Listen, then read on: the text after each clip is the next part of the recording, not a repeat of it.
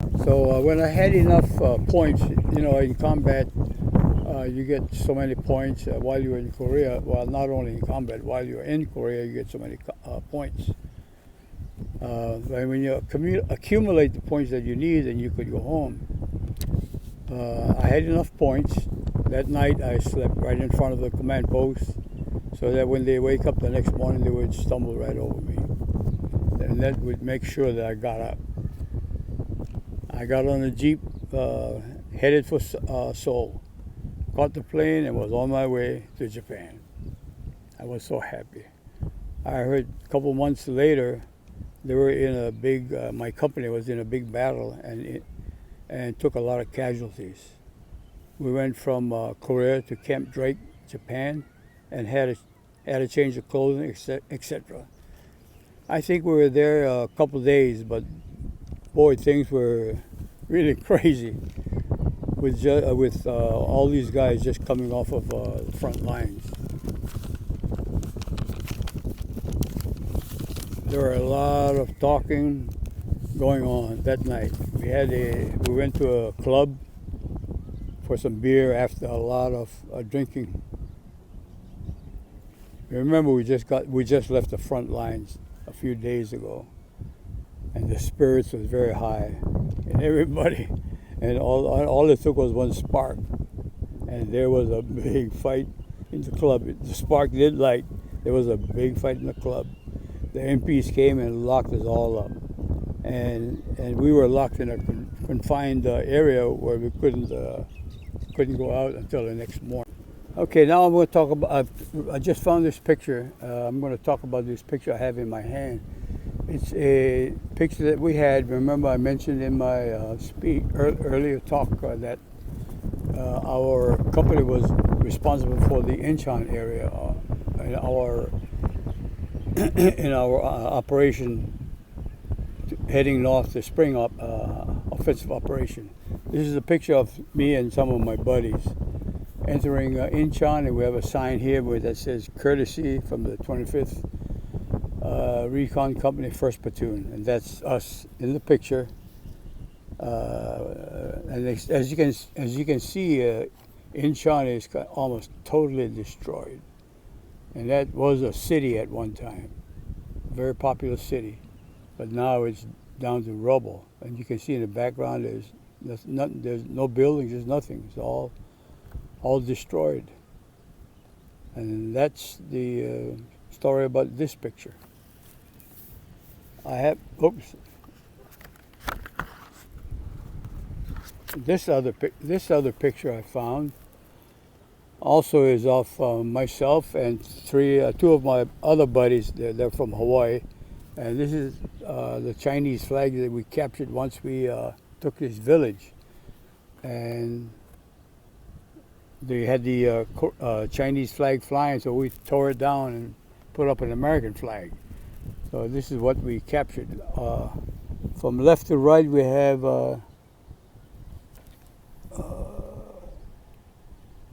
Jerry Sam, and of course I'm in the middle.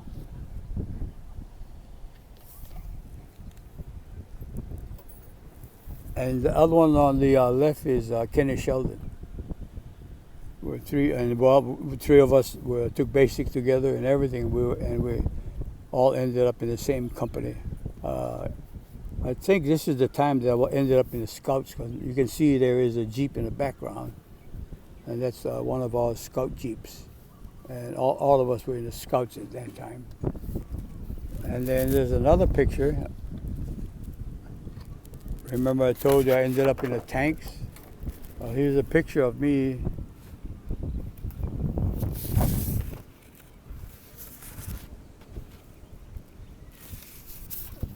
on the far left,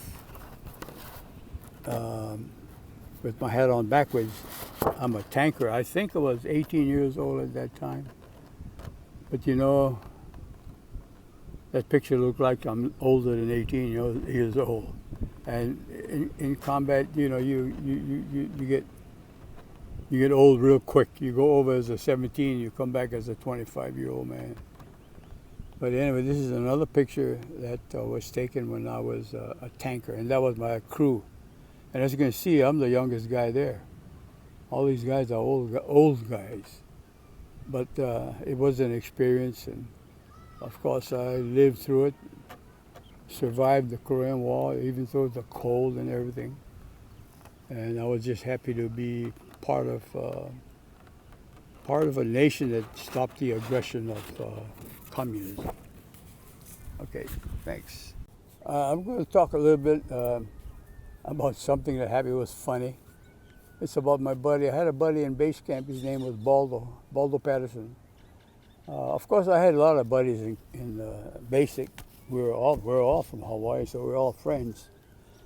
Some closer, some just mid-close, you know. But Baldo was a real nice guy, good guy, and we were all friends. So of course, we all took basic when we went to Korea. We went to all different units. So one day we had a big push. This is almost when we first got there. I think Baldo went with the 8th Army Rangers, I think, and of course I went with the 25th Recon Company. So we were on a big push heading up North Korea, that is, and then we happened to see me on a tank, and I hear this, this guy goes, "Hey, Robert!" Of course I turned down. I heard that voice, and I knew who it was. It was Baldo. So I turned down and looked at him, and he told me, "How come you're riding in a tank?" I looked down at him, and since he was walking, I said, "You know what? All smart guys ride, and all dumb guys walk." And he got mad at me and started grumbling and all that. But then when you think about it, if you're riding, you're going to get there before them. So maybe we got the worst end of the deal. But anyway, eventually, of course, Baldo and I, we made it through the war. And then, of course, I came home. We were in separate ways. At that time, of course, when we first knew each other and all that, we were not married. We were all single. And when we got to meet each other again, then we were all old. We all had kids, and all grandkids and everything. Then I had a daughter, Kelly, and he had a son, Jason. And lo and behold, what goes around comes around. My daughter and his son got married. So I went up to Baldo. I said, "Oh my God, Baldo, how did this happen?" I was just kidding, of course.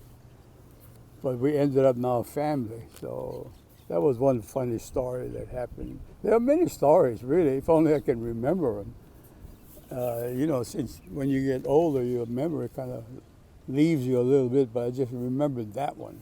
And it was a funny story. It was a happy story, because now, we have 3 more grandkids, so it's a good ending. And, it's a future, because now we have another generation of my family, to live on. So that was fun. But maybe I'll find in my memory bank, maybe I'll find some more things that are interesting besides the war and all that. There are a lot of interesting things in my life that happened, but I just got to see if I can remember it. Yeah, thanks. Okay, good morning, everyone. Back to the old grind again. I might have to read some of these right from my book here, because my memory isn't that good how it used to be. But anyway, let's get back to where we left off from our other interview. And right now, we'll go back to being in Suwon, south of the Han River. Okay, our offense started in the early spring of 1951. The artillery and the Air Force bombarded Seoul so that the engineers could build those bridges across the Han River so that we can start our assaults heading up north.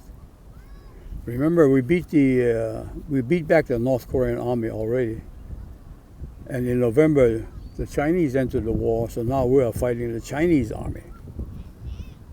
See, our company was part of a group to take back Incheon.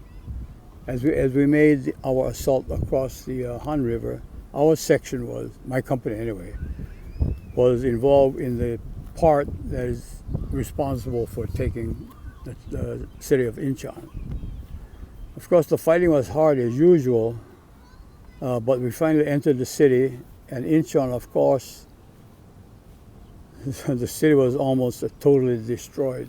Remember, that was turned over several times, the same way how the city of Seoul was turned over several times. So if you have several armies turning it over, you know, the town and city will be kind of destroyed. It exchanged hands, of course, twice, you know, once by the Koreans and now by us. We kept pushing north, and in that frame, I became a machine gun in a scout section and a gunner in the tanks. We are a reconnaissance company, so we had the light tanks. It was made to move fast. So we were no match for the Russian T-34. Whenever we saw one of the T-34s, immediately we would turn tail because the T-34 had a weapon on them that was unbelievable. If it ever was to hit our tanks, our light tank, it would kind of destroy the whole thing. It would just turn that whole thing to a box of like a flaming matchbox. So the T-34 was the most deadly tank. That, of course, it was a Russian tank, but it was the Chinese had those tanks. They used to call the tankers a walk-in pillbox or even iron coffins because if you get hit by a T-34, you're gone. You can just wipe you away. Anyway, I was a gunner till the day I left. They tried to offer me another stripe to stay an additional 30 days, and they would make me a buck sergeant and eventually make me into a tank commander. But I told them, no thanks, I would like to leave and go home.